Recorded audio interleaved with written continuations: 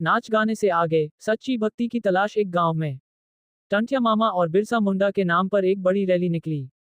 DJ बज रहा था, लोग नाचते गाते हुए आगे बढ़ रहे थे, हाथों में झंडे थे, चारों तरफ उत्सव का माहौल था।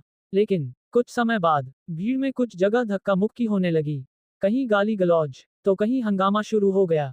ये देखकर एक बुजुर्ग व्यक्ति ने सभी लोगों से कहा, भाइयों, उत्सव मनाना गलत नहीं है, अपने महापुरुषों का सम्मान करना भी अच्छी बात है, लेकिन हमें एक बार यह जरूर सोचना चाहिए कि हमारी भक्ति का वास्तविक उद्देश्य क्या है।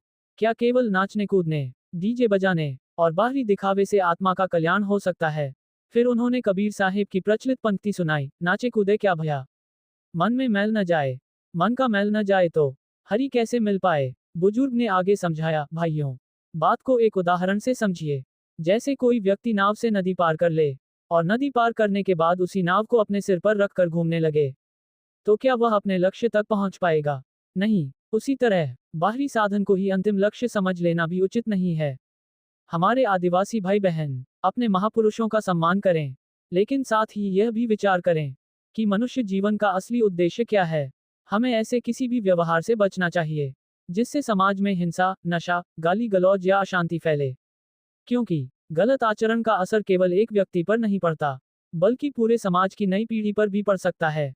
फिर उन्होंने कहा, संतमत की मान्यता के अनुसार मोक्ष अविनाशी परमात्मा की सच्ची भक्ति और तत्व ज्ञान से प्राप्त होता है।